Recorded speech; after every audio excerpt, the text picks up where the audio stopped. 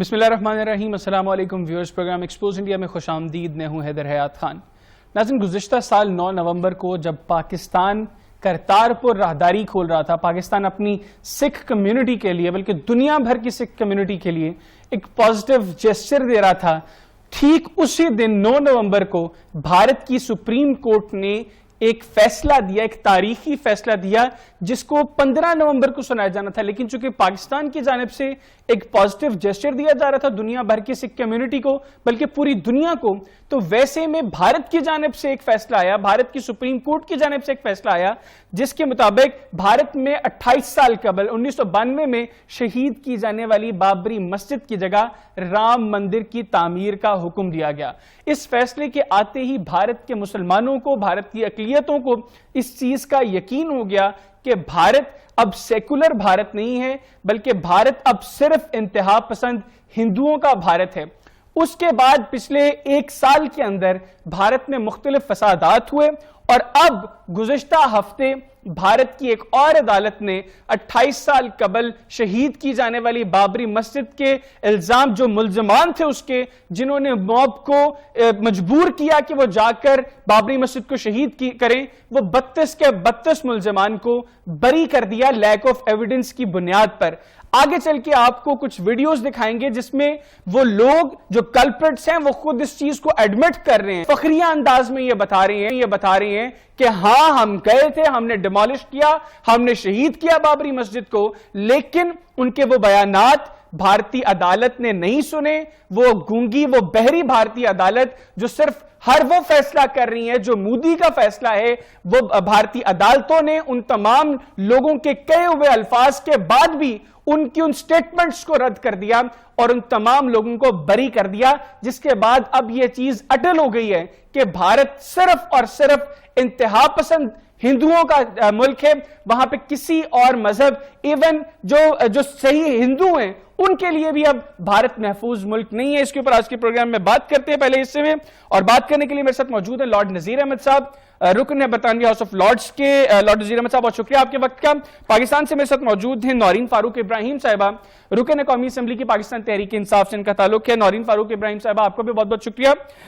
Lord Nazir Ahmad صاحب، آپ سے پروگرام کا آغاز کروں گا. سب سے پہلے تو یہ جو فیصلہ آیا ہے بھارت کی عدالت کی جانب سے جس میں تمام 32 ملزمان کو بری کر دیا لیک آف ایویڈنس کی بنیاد پر، بلکہ یہ کہا گیا ہے کہ یہ لوگ کوشش کر رہے تھے کہ اسٹرکچر تباہ نہ کیا جائے، ان کو بری کر دیا گیا ہے. تو آپ اس فیصلے کو کیسے دیکھتے ہیں؟ کوئی سپرائز نہیں ہے میرے خیال میں. پوری دنیا کے جو ہندوستان کو گہری نظر سے دیکھ رہے ہیں ان کو پتا ہے کہ ہندوستان کی جو عدالتیں ہیں، ان کی انسٹیٹیوشنز ہیں، وہ be J P R S S کے ہندوتوا فلسفی سے کچھ لوگ تو ڈر کے مارے، کچھ لوگ ان کے ساتھ اگری کرتے ہوئے، کیونکہ وہ ایون جو ان کی فلم انڈسٹری ہے وہاں پہ بھی، اور ان کے جو سٹارز ہیں وہ بھی، وہ R S S B J P کی جو فلسفی کو سپورٹ کرتے ہیں جی. اور یہ کوئی سپرائز میرے لیے سپرائز نہیں ہے، دنیا کے لیے شاید سپرائز ہو کہ یہ 32 لوگوں کو جو ہے وہ کورٹ نے جو ہے وہ ریلیز کر دیا ہے اور ان کو بالکل کلین چٹ دے دی ہے.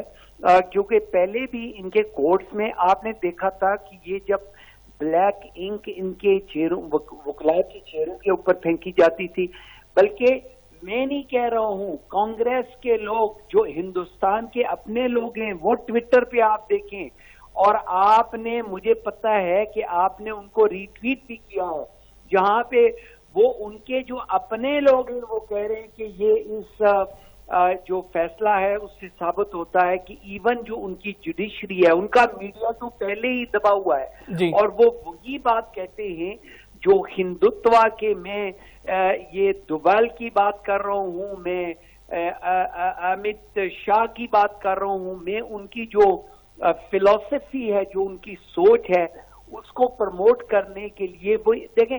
راہل گاندھی کے ساتھ جو کچھ ہوا آپ نے دیکھا ہے، جو گاندھی فیملی کے ساتھ جی، تو یہ صرف کشمیریوں کے ساتھ یا مسلمانوں کے ساتھ یا سکھوں کے ساتھ ڈیلٹس کی آج بھی جو ہے ایک بہت بڑی عورتوں کی ریلی وہاں پہ نکلی ہے جو کہہ رہی ہیں کہ وہ ڈیلٹ کی بچی جس کو گینگ ریپ کیا گیا اور اس کے اوپر کوئی جو ہے وہ ایکشن نہیں, اور یہ سارا پریشر کے بعد میرے خیال میں پولیس والے جو ہیں ان کے اوپر نقلی سا کیس بنایا گیا ہے. لیکن یہ سارا کا سارا ڈرامہ ہوتا ہے, پہلے ان کو جو ہے وہ نقلی سا ایسے پریشر کے انڈر وہ کر دیتے ہیں اور پھر ان کو ریلیز کر دیتے ہیں. ایسے ہی اس طرح بابری مسجد کے کیس میں انہوں نے کیا. جی اچھا, نورین فاروق ابراہیم صاحب آپ بتائیے گا, ایل کے اڈوانی کا نام اس کے اندر تھا, مرلی منوہر جوشی کا نام اس کے اندر تھا, راشٹریہ سیوک سنگھ جو لوگ آر ایس ایس کی پوری فیملی ہے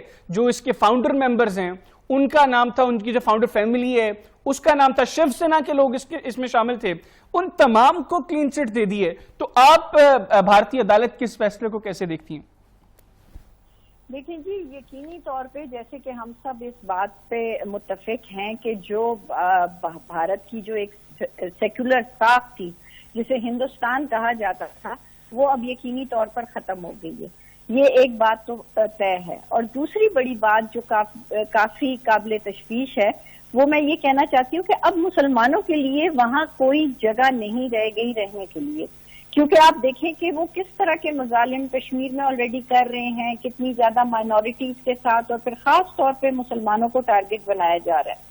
آپ نے بالکل صحیح فرمایا کہ اس مقدمے کے ملزمان میں برسر اقتدار جو اس وقت بھارتیہ جنتا پارٹی کے شریک بانی اور سابق نائب وزیر اعظم لال کرشن اور سابق مرکزی وزراء مرلی منوہر, یہ تمام لوگ موجود تھے نا. تو کیا یہ لوگ جھوٹ بول رہے تھے؟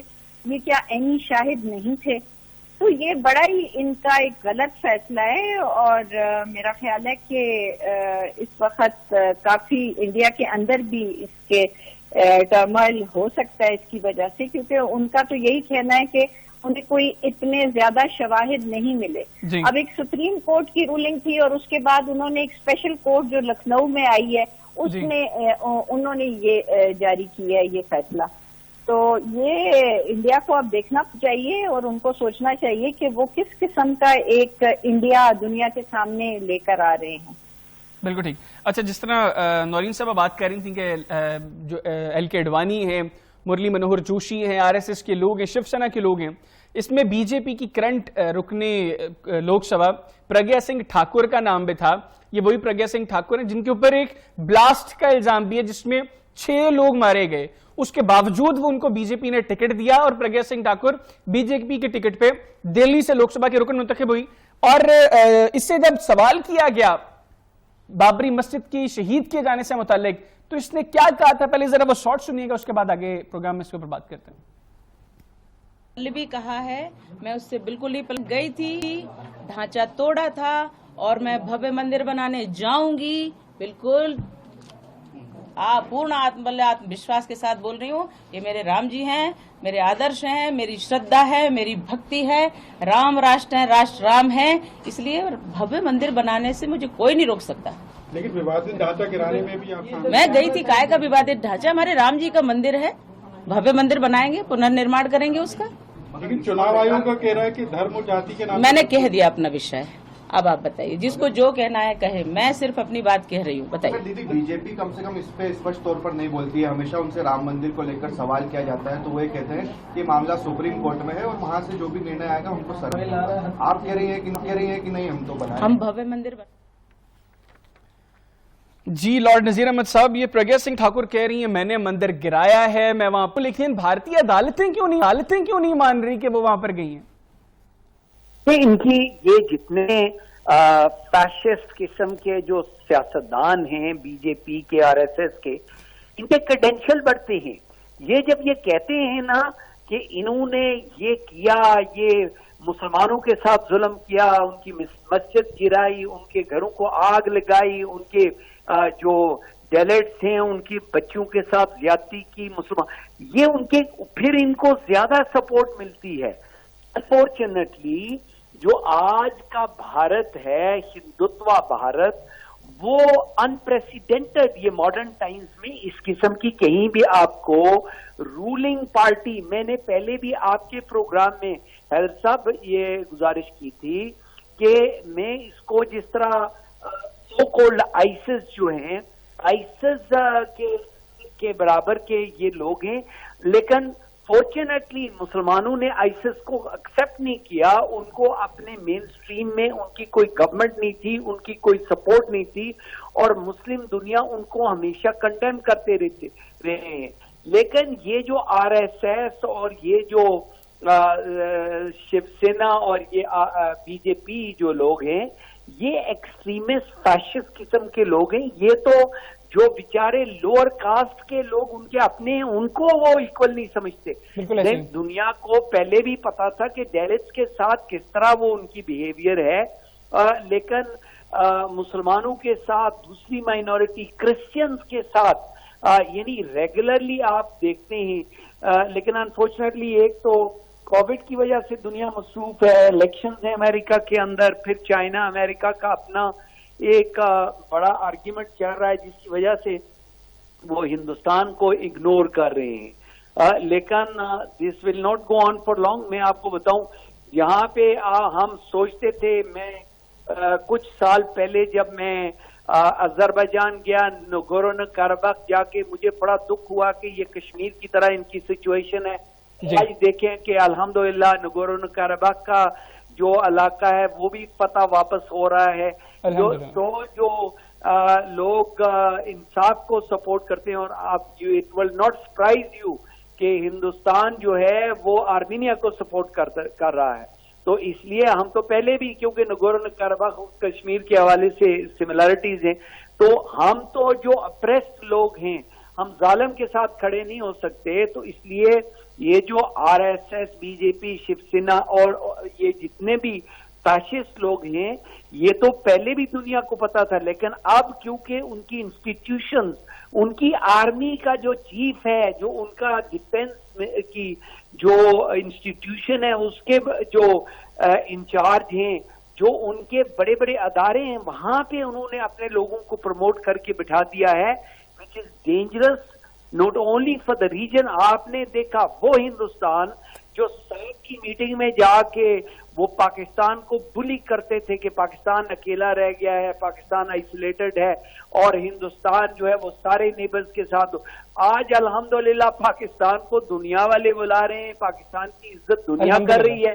लेकिन वो जो आरएसएस, बीजेपी की हिंदुत्व गवर्नमेंट है, वो आइसोलेटेड है। चाइना के साथ पंगा, उनका नेपाल के साथ पंगा, बांग्लादेश के साथ पंगा, पाकिस्तान के साथ पंगा, तमाम नेबर्स के साथ।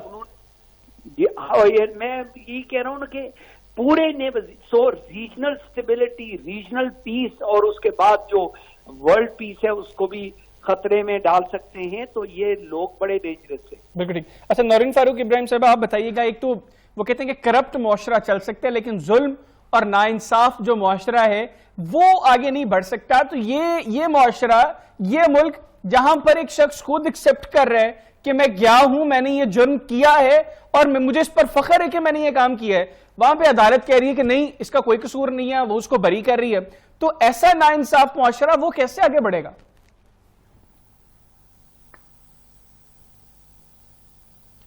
नौरीन साहब, आप मेरी आवाज सुन सकती है?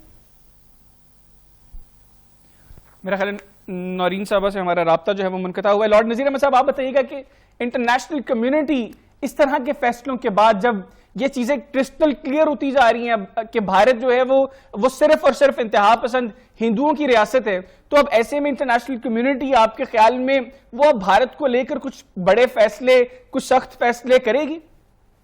नहीं, क्योंकि जो इंटरनेशनल कम्युनिटी है वो जुडिशरी को क्रिटिसाइज कहीं भी नहीं करती, क्योंकि एक ट्रेडिशन है कि जुडिशरी इंटरनल मैटर है और वो उनके लोकल लोग जो हैं वही उसके ऊपर बात करते हैं, और हर मुल्क और सियासतदान यही चाहते हैं कि उसकी रिस्पेक्ट की जाए। लेकिन क्योंकि हमें तो पता है जो कुछ हिंदुस्तान में हो रहा है, तो इसलिए हम तो बोल सकते हैं क्योंकि हमारे सामने है evidence.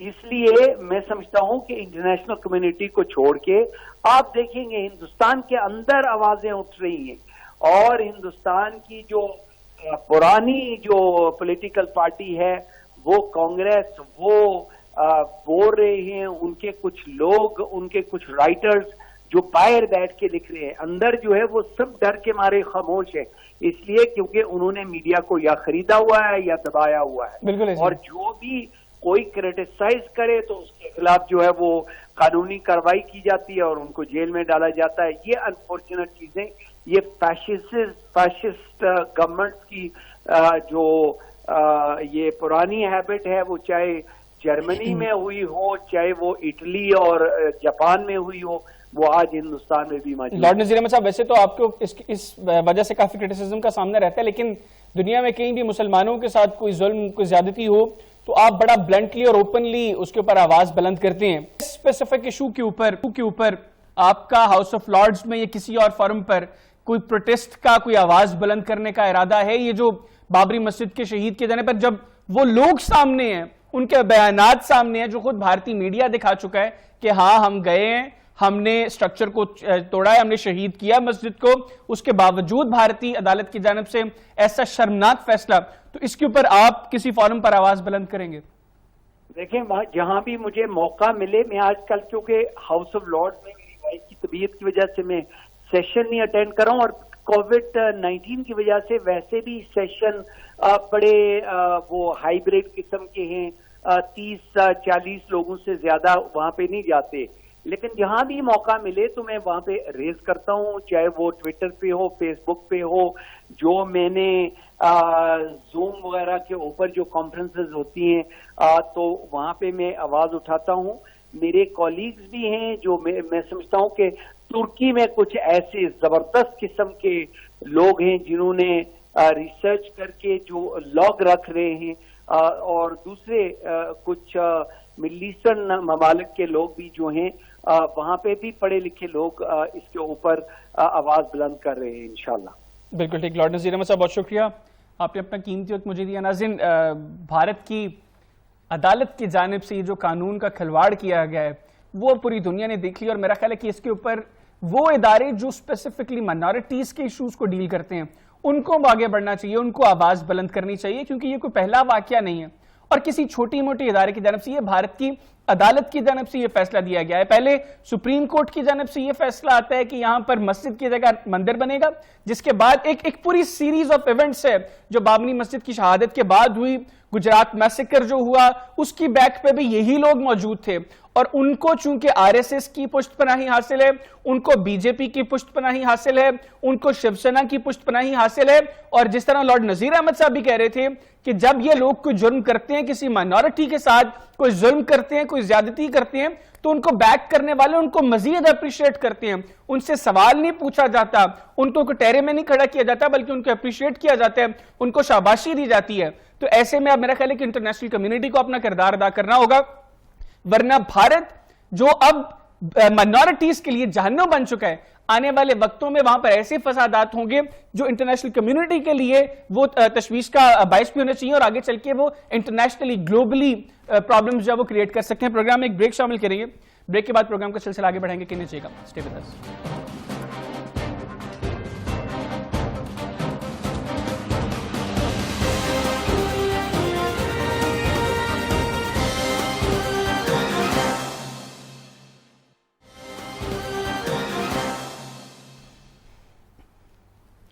G welcome back after the break. ناظرین, ریپستان ہندوستان دنیا بھر کی خواتین کے لیے سب سے خطرناک ترین ملک بن گیا ہے, اور ایک اندازے کے مطابق بھارت میں ہر 15 منٹ میں ایک ریپ کیس رپورٹ کیا جاتا ہے, اور ایسے انگنت ایسے کیسز ہیں جو رپورٹ ہی نہیں ہوتے. تو اس کو اگر کیلکولیٹ کریں اور ایک رف آئیڈیا بھی لگائیں تو بھارت میں اوسطاً ہر سال 30 سے 35 ہزار ریپ کیسز رپورٹ ہوتے ہیں, اور اگر ان رپورٹڈ کیسز کو بھی اس میں شامل کر دیا جائے تو یہ تعداد ہزاروں میں 50,000 سے بھی شاید انکریز کر جاتی ہے. اور یہ جو 35,000 کا جو فگر ہے اس میں کشمیر کے کیسز اب انکلوڈڈ نہیں ہے, جس میں خود بھارتی فوج ملوث ہے, اور جس کو وہ ایز اے ٹول یوز کر رہے ہیں, بھارتی army as a tool use کر رہی ہے ریپ کو جموں کشمیر کے اندر. تو وہ کیسز ابھی ان کے اندر شامل نہیں ہے. اس کے اوپر پروگرام کے سلسلے میں بات کرتے ہیں, اور بات کرنے کے لیے میرے ساتھ موجود ہیں رانا بشارت صاحب, ہیومن رائٹس ایکٹیوسٹ ہیں. رانا صاحب, thank you very much for your time. Rana صاحب سب سے پہلے تو بھارت خواتین کے لیے دنیا کا سب سے خطرناک ترین ملک بن گیا، کیا کہیں گے آپ اس پر؟ جی سر، اس میں میں یونائٹڈ نیشن کی لیٹسٹ جو رپورٹس ہیں وہ پڑھ رہا تھا. یہ فگر اس سے کئی زیادہ ہیں. یہ جو آپ نے فگر بتائے یہ وہ فگر ہیں جو رپورٹس ہوتے ہیں جو شہری سائٹ پہ ہوتے ہیں، لیکن اس کی جو اصل نمبرز ہیں وہ اس سے کئی گنا زیادہ ہیں. جی، اس کی وجوہات اگر ہم دیکھیں میرا خیال ہے کہ وہ وجوہات سملر ہیں. ایک تو انڈیا میں لوگ فرسٹریٹ بہت زیادہ ہو چکے ہیں. گوگل ہی کی رپورٹس کے مطابق دنیا میں سب سے زیادہ اڈلٹ مٹیریل ویب سائٹ پہ جو دیکھا جاتا ہے وہ انڈیا سب کنٹیننٹ میں دیکھا جاتا ہے. اور لوگوں کی فرسٹریشن کے ساتھ ساتھ یہ بھی وہاں پر ہے کہ جو خواتین وکٹم بنتی ہیں ریپ کا، انہیں ایک اندازہ بہت اچھی طرح ہوتا ہے کہ انصاف نہیں ملنا، تو وہ اس ڈر سے پولیس کے رپورٹنگ میں جاتی ہی نہیں. اور جو چلی بھی جائیں انہیں 10-10 11-11 سال لگ جاتا ہے پروف کرنے کے لیے، کیونکہ انڈیا میں جو ریپ کے قوانین ہیں وہ بہت ہی نامناسب سے ہیں. اس میں ریپسٹ کے لیے بہت زیادہ فیسیلیٹیٹ کیا گیا ہے تاکہ جو ریپ ہونے والی فیمیل ہے اس کو بہت سے زیادہ پروف دینے پڑتے ہیں، وٹنس دینے پڑتے ہیں، اور میڈیکل ٹیسٹ جو ہیں وہ اتنے سپورٹنگ نہیں ہوتے. اس کے بارے میں جو یونائٹڈ نیشن کی ایک فیکٹ فائنڈنگ رپورٹ تھی جس کی الیگزا چارلس ہیڈ تھی، انہوں نے کہا کہ سب سے پہلے زیادہ ضرورت یہ ہے کہ اس کی وجوہات جانیں. جب وجوہات جانی گئیں تو ایک جو کلچر ہے انڈیا کا اور ایک جو ان کی میڈیا مین سٹریم میڈیا میں جس طرح کے پروگرام دکھائے جاتے ہیں اور جس طرح کے اڈلٹ کانٹیکٹ پورے انڈیا میں دیکھے جاتے ہیں، اس کے بعد جو سب سے مین چیز یہ ہے کہ وہاں کا جو نارمل کرمنل ہے، جو ریپسٹ ہے، اس کو پتا ہے کہ ماضی میں 100 میں سے صرف 3% لوگوں کو چارج کیا جاتا ہے ریپ کیسز میں. آپ یہاں سے اندازہ لگا لیں. تو جب ایک کرمنل کو یہ اندازہ ہے کہ وہ اس کے لیے بچ جانے کے راستے بہت زیادہ ہیں اور وہاں پہ قانون جو ہے وہ پیسے اور سفارش اور وٹنس کو بہت زیادہ سپورٹ کرتا ہے. رانا صاحب یہ بھارتی صحافی، ایک سینئر صحافی نے لکھا تھا کہ rape is an essential element of Indian army's military strategy in Kashmir. جہاں پر فوج اس مکروہ کام میں ملوث ہوگی تو وہاں پر عام لوگ وہ کیسے باز آئیں گے؟ دیکھیں، ہم جب بھی کسی معاشرے کو دیکھتے ہیں یا کسی بھی کلچر کے بارے میں آبزرویشن دیتے ہیں تو وہاں پہ ہم دیکھتے ہیں کہ وہاں پہ جو قانون ہے اس کی سرپرستی یا اس کی امپلیمنٹ کتنی زیادہ ہے. ریپ کے بارے میں آپ کو ایک اور بات بھی بتا دوں، دنیا میں اس سے بھی زیادہ ریپ امریکہ میں ہوتا ہے. امریکہ جو سب سے زیادہ ماڈرن کنٹری ہے، جو سب سے زیادہ ایڈوانس ہے، جہاں پہ قانون زیادہ، اس کی شرح انڈیا سے بھی زیادہ ہے. لیکن وہاں پہ وہ قابو اس لیے پا لیتے ہیں کہ وہاں پر قانون موجود ہے، وہاں پر حکومت. پاکستان اور انڈیا میں ایک پرابلم یہ ہے کہ یہاں پہ قانون جو ہے وہ حکومت اس کو پیروی نہیں کرتی. اور بھارت میں تو یہ چیز بھی ہے نا کہ اب اگر کسی دلت کا، کسی منارٹی کا ریپ ہوا ہے تو اس کے اوپر تو ان کو شاباشی دی جاتی ہے ریپ کرنے والے کو. اور یہ چیزیں سامنے ہے کہ ان کو be J P, are S S اور شیو سینا کی پشت پناہی حاصل ہوتی ہے ان ریپسٹس کو. دیکھیں، جب ہم بات کرتے ہیں دلت کلاس کی، انڈیا میں دلت کلاس کا ابھی تک تو کانسیپٹ یہی ہے کہ ان کی عورتیں جو ہیں وہ سیکس سلیو کے لیے پیدا کی گئی ہیں دنیا میں، ان کے جو مرد ہیں وہ سلیوری کے لیے پیدا کیے ہیں، ان کے تو رائٹس ہی نہیں ہیں. ہم تو اس کلاس کی بات کرتے ہیں، ہم تو دلی، بمبئی، راجستھان، ہم تو ایڈوانس جو سٹیز ہیں ان کی بات کرتے ہیں. نارمل جو پڑھی لکھی جاب سیکر وومین ہے ان کی بات کرتے ہیں. اگر تو آپ دلت کلاس کی یا لوور کلاس کی انڈیا کی بات کرتے ہیں، وہاں پھر وہ تو ایک ایسی کہانی ہے جس پہ پورے انڈیا کو، پوری دنیا میں ابھی بھی لان تان اور شرمندگی کا سامنا کرنا پڑتا ہے. دوسری بات جو آپ نے کشمیر کی بات کی، بدقسمتی یہ ہے کہ یہ ایک ایسا دردناک چیپٹر ہے، ایک ایسی دردناک سٹوری ہے جس پہ نہ صرف پوری ملت اسلامیہ بلکہ پوری دنیا کے پاس اس کا جواب نہیں ہے. کشمیر میں ہونے والی زیادتیاں، کشمیر میں ہونے والے بچیوں کے ساتھ جو ریپ ہوتا ہے اور خاص طور پر گورنمنٹ کے شیلٹر کے انڈر ہوتا ہے، اس کو نہ تو گورنمنٹ آف پاکستان اور نہ ہی یونائٹڈ نیشن اور نہ ہی OIC کے کانوں میں وہ درد بھری چیخیں سنتی ہیں. اللہ کرے کوئی محمد بن قاسم پیدا ہو، کوئی حجاج بن یوسف جیسا حکمران کسی ملک میں بیٹھا اور اپنے سپاہ سالار کو بھیجے کہ ان مظلوم مسلمان عورتوں کی، بچوں کی جا کے درد رسائی کرے. بدقسمتی ہے کہ میں آپ کو اپریشیٹ کرتا ہوں کہ آپ نے کیسے دردناک اور کیسے الجھے ہوئے چیپٹر پہ بات کی ہے جس پہ مسلم دنیا بات کرنا مناسب نہیں سمجھتی. اس کا سب سے بہتر حل تو یہ ہے کہ آپ جیسے پڑھے لکھے نوجوانوں کو اور ایسے لوگوں کو آنا چاہیے تو ایسی سٹوری سامنے لے کے آئیں جیسے آپ لے کے آئے، تاکہ دنیا کو احساس ہو کہ یہ جو موضوع ہے اس پہ بات کی جائے. یونائٹڈ نیشن میں آپ کے ریفرنس سے ہماری منڈے والے دن کانفرنس ہے ہیومن رائٹس، میں انشاءاللہ اس سبجیکٹ پہ میں شکریہ ادا کرتا ہوں آپ کے اور آپ کے پروڈیوسر کا.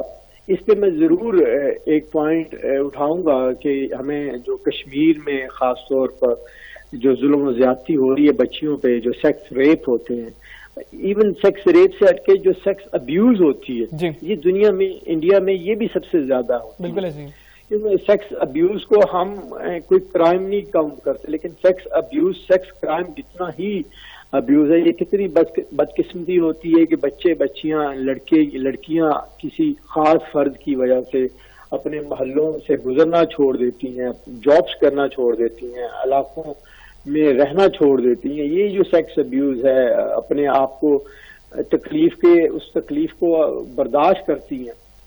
یہ ایک بھیانک صورتحال ہے اور انڈیا میں کیونکہ جو حکومت ہے وہ ہم آپ کی بھی ہمت کو داد دیتے ہیں کہ آپ منڈے کی جو آپ کی کانفرنس ہے اس کے اندر آپ اس ایشو کو جو ہے وہ اجاگر کریں گے. بہت شکریہ آپ کے وقت کا. ناظرین، رانا صاحب بتا رہے تھے کہ بھارت جو ہے وہ دنیا میں سب سے زیادہ ایڈلٹ کانٹینٹ دیکھا جانے والا ملک ہے اور ہماری ٹیم ایک ریسرچ کر رہی ہے. ہم اس کے اوپر پروگرام بھی کریں گے کہ نہ صرف ایڈلٹ کانٹینٹ دیکھنے والا سب سے بڑا ملک ہے بھارت، بلکہ اس کی پروڈکشن بھی، اس میں بھی سب سے زیادہ بھارتی انوالوڈ ہیں. تو ایک پوری ریسرچ آنے والے کسی پروگرام میں شیئر کریں گے. پروگرام میں ایک بریک شامل کریں گے. بریک کے بعد پروگرام کے سلسلہ آگے بڑھائیں گے کہ نہ جائے گا. اسٹے ود اس.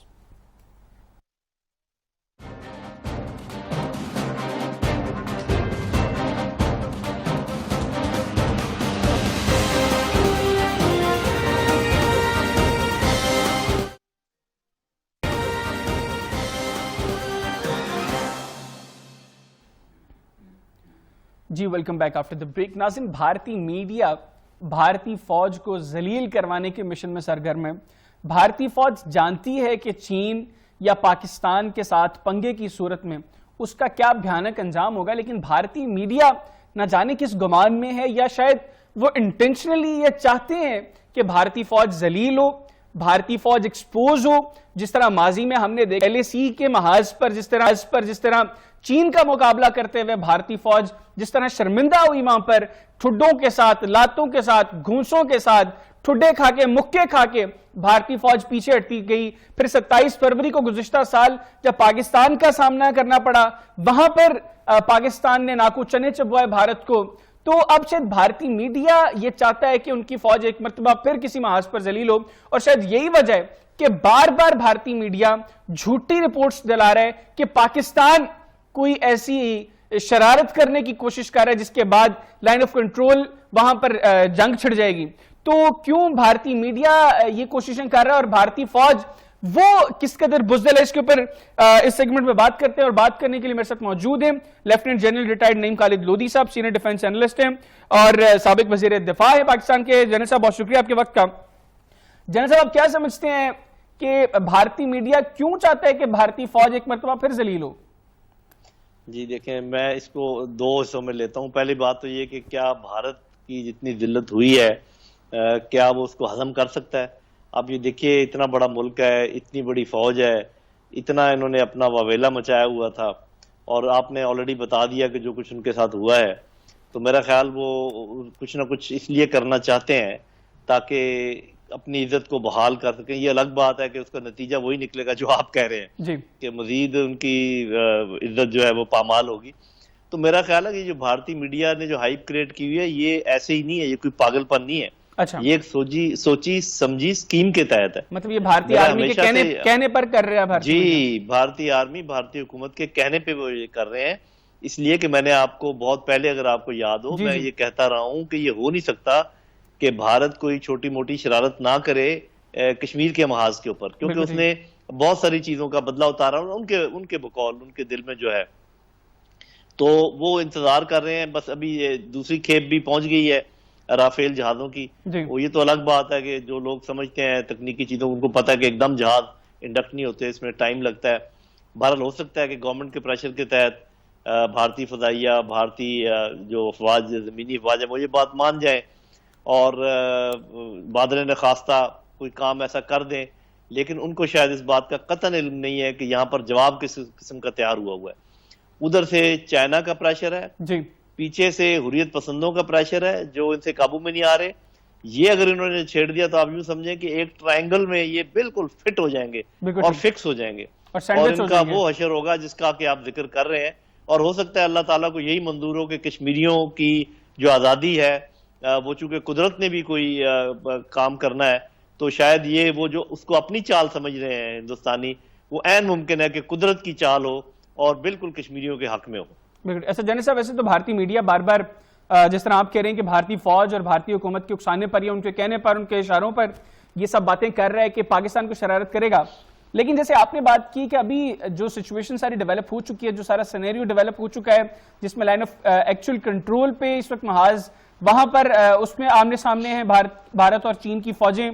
پھر کشمیر کے اندر, جموں کشمیر کے اندر جو حریت پسند ہیں انہوں نے بھارت کی ناک میں دم کیا ہوا, اور وہاں پہ 1 ملین کی بھارتی فوج وہ چند نوجوانوں کو کنٹرول کرنے میں ناکام ہے. تو ایسے میں اگر یہ محاذ کھل جاتا ہے تو پھر کیا حشر کیا ہوگا بھارتی فوج کا؟ دیکھیں, جو تو بھارتی لوور کمانڈ ہے نا, وہ تو اس بات کو اچھی طرح سمجھتے ہیں جو یہ آپ بات کہہ رہے ہیں, اور ہائی کمانڈ بھی سمجھتی ہے. یہ ایسی بات نہیں ہے کہ یہ جو آپ نے بات کی ہے بالکل سادہ ہے اور منطقی ہے, اس کو سمجھنے کے لیے کوئی بہت بڑا افلاطون ہونے کی ضرورت نہیں ہے. جی, لیکن وہاں جو ہندوتوا کا راج ہے اور جو بی جے پی کا ایک پریشر ہے, میرا خیال اس میں آ کر وہ یہ غلطی کریں گے. اور جیسے میں نے کہا کہ یہ قدرت کے اسکیم میں بھی شاید یہ شامل ہو کہ وہ یہ غلطی کریں. آپ کے خیال میں کب وہ کریں گے یہ غلطی؟ کیونکہ جو بھارت کے بی جے پی کے جو رہنما ہیں ڈاکٹر سبرامنیم سوامی, انہوں نے تو 15 نومبر کا کہا ہے کہ 15 نومبر از دا رائٹ ٹائم, جس میں وہ اپنے مطابق جو وہ سمجھتے ہیں پاکستان کو 4 ٹکڑوں میں تقسیم کرنے کا جو ان کا خواب ہے اس کو پایہ تکمیل پہنچا سکتے ہیں. تو انہوں نے کہا کہ اس سال 15 نومبر از دا رائٹ ٹائم. دیکھیں, اس میں 2-3 عوامل ہیں جو آپ کے ذہن میں ہونے چاہیے. ایک تو یہ کہ یوں سردیاں قریب آتی ہیں تو وہ جو محاذ ہے کارگل کا اور لداخ کا, وہاں پر ان کو ایک ریلیف ملتا ہے, کیونکہ وہاں پر آپریشن ہونے کے امکانات کم ہو جاتے ہیں, جس کا مطلب ہے کہ چائنیز پریشر کم ہو جائے گا. بالکل ٹھیک. دوسری بات یہ ہے کہ امریکنز اپنے انتخابات میں بزی ہو جائیں گے اتنے کہ وہ ان کی توجہ اس طرف نہیں رہے گی, کیونکہ ایسا موقع ہے تو صاحب ذرا 2 نیوکلیئر طاقتیں آمنے سامنے ہوں تو فوری طور پہ بڑی طاقتیں جو آ کے اس میں مداخلت کرتی ہیں وہ ادھر مشغول ہو جائیں گے. تو نومبر بے شک نہ بھی ہو, لیکن یہ بات میرے اسیسمنٹ کے مطابق بھی یہ نومبر اور مارچ کے درمیان ہی, اگلے سال کی مارچ اور اس سال کا نومبر, اس کے درمیان ہی کوئی شرارت ہونی ہے. پھر آپ ایک اور چیز پر بھی نظر رکھیے کہ جو پاکستان کے اندرونی حالات جس طریقے سے ڈیولپ ہو رہے ہیں اس کے لحاظ سے بھی یہ ٹائم موزوں نظر آتا ہے. تو کیونکہ پاکستانی فوج کو ڈسٹریکشن ہو جائے گی جب کوئی خدا نہ خواستہ یہاں پر بڑے پیمانے پہ اس قسم کے ہنگامے کھڑے ہوئے. تو دیکھتے ہیں کہ ہماری لیڈرشپ اس بات کو سمجھتی ہے, ہماری اپوزیشن کی لیڈرشپ اس بات کو سمجھتی ہے کہ نہیں سمجھتی ہے. اور مجھے یقین ہے کہ ہم نے ایسا سکہ بند جواب تیار کر رکھا ہے جو اللہ تعالیٰ کے فضل و کرم سے پوری دنیا کو دکھا دے گا کہ پھر ہم کیسی فوج ہیں اور ہم کیسی قوم ہیں. بالکل ٹھیک. اچھا جنرل صاحب, آخری میں مجھے بھی بتائیے گا کہ اب بھارتی فوج میں بھی پھوٹ پڑ چکی ہے. جنرل ترنجیت سنگھ جو ہیں بھارتی فوج کے سینئر جنرل سے, ان کو صرف مودی کی پالیسیز پر تنقید کرنے کی وجہ سے سیک کر دیا گیا بھارتی آرمی کی جانب سے. تو جب حالات یہ بن چکے ہوں کہ وہ مودی کی پالیسیز کو مائنورٹیز کو لے کر, سکھوں کو لے کر, خاص طور پر پھر کشمیر کو لے کر جب وہ کرٹیسائز کر رہے ہیں, وہ تو اپنے فوجی جرنیلوں کو فارغ تک کر رہے ہیں, تو ان حالات کے اندر وہ یہ جو ایکسٹریمسٹ ذہنیت ہے وہ کس طرح کی شرارت کر سکتی ہے؟ اور یہ جو حالات وہاں پر پیدا ہو رہے ہیں ان کی فوج کے اندر, ان میں آپ کیا سمجھتے ہیں کہ بھارتی فوج کا کتنا بھیانک انجام ہوگا؟ یہ تو فوج کے اندر کی آپ نے ایک بات کہی ہے نا, آپ کے پاس معلومات ضرور ہوں گی یا ہونی چاہیے کہ وہاں پر کتنے لوگ خودکشیاں کر رہے ہیں جی, کیسے سپاہی اپنے آفیسرز کو مار رہے ہیں, کتنے لوگ بھاگ جاتے ہیں جن کو ڈیزرٹر کہتے ہیں, بھگوڑے کہتے ہیں, اور کتنی شکایتیں ان کی آتی ہیں میڈیا کے اوپر اپنے کھانے پینے, کپڑے لتے اور اس کے متعلق, اور ان کی مائیں کس طریقے سے رونا روتی ہیں جب ان کے بچے مارے جاتے ہیں. ان کو آپ پھر مقابلہ کر لیں ہماری فوج کے ساتھ اور ہماری قوم کے ساتھ, تو میرے بھائی کوئی مقابلہ نہیں ہے, کوئی تقابل نہیں ہے. یہ تو دنیا کو ہمیں بھی نظر آ رہا ہے, آپ کو بھی نظر آ رہا ہے.